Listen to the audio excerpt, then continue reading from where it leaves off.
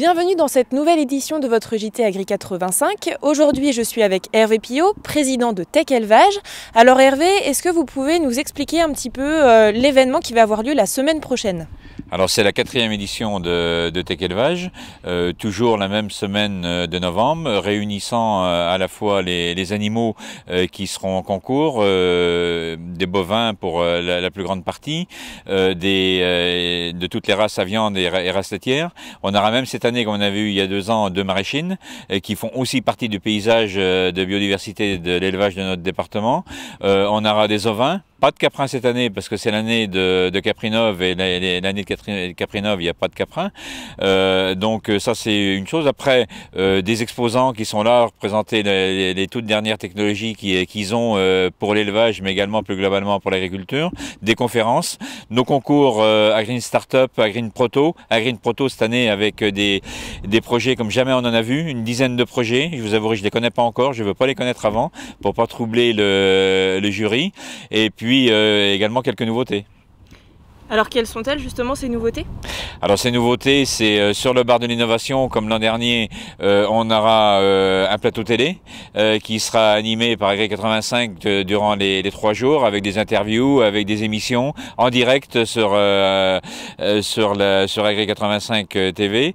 On aura également Agreen Maintenance, qui est un nouveau concours qu'on organise avec les jeunes en formation d'école de machinisme agricole, la maison familiale, mais également la chambre des métiers, et puis peut-être une ou 2 autres qui seront là, avec du matériel qu'ils auront à réparer devant le public. On aura les conférences, j'ai oublié tout à l'heure, les conférences comme d'habitude, évidemment, 18 conférences sur tous les pans de l'élevage, les bovins qui sont là, les ovins, mais également le porc, la volaille, comme chaque fois on veut avoir les dernières innovations qui soient présentées aux éleveurs. Le but des carrefours d'installation, c'est de faire des interventions au niveau des établissements scolaires, au niveau bac pro, pour faire découvrir le parcours installation.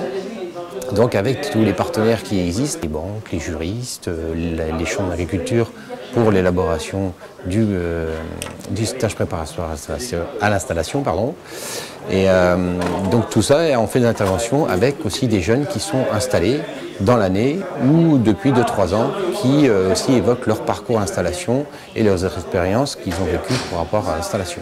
Ce mardi 8 novembre, dans les locaux du Crédit Agricole à La Roche-sur-Yon, les élèves en formation agricole viennent d'établissements alentours. Ils sont 73 le matin et 87 l'après-midi à être venus écouter experts et jeunes installés. Les JA de Vendée, organisateurs, ont placé le concret au cœur de cet échange. J'ai accepté de venir témoigner parce que je suis passé par là au début, donc Carrefour Installation, pendant mon BTS que j'ai fait.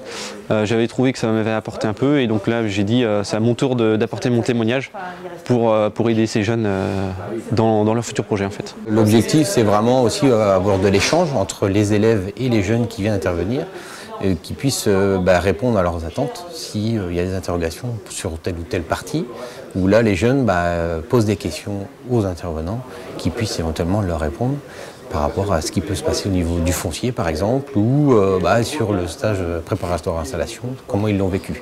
J'avais pas tout retenu le jour même, il y avait beaucoup d'informations, mais oui, ça m'a permis d'avoir où fallait se renseigner en fait, quels intervenants principaux, et noter les principaux, donc le point info installation, ensuite qu'il fallait faire le 3P, qu'il fallait passer par un stage de stage SPI, donc stage préparatoire d'installation de 10 jours, et voilà, ça a répondu à mes principales questions. Quel conseil, il faut persévérer, même s'il y a des difficultés d'installation, il y a toujours des soucis, il faut toujours persévérer parce que c'est un projet qui nous tient à cœur et derrière on est content quand on a réussi à s'installer. C'est un projet d'avenir et puis personnel surtout. Les membres du conseil d'administration du SR Vendée continuent à préparer l'évolution des SR pour 2017. La semaine dernière, ils se sont réunis pour préparer la transition vers le service de remplacement départemental. La nouvelle organisation pour l'administration du service et pour son fonctionnement quotidien ont été travaillées.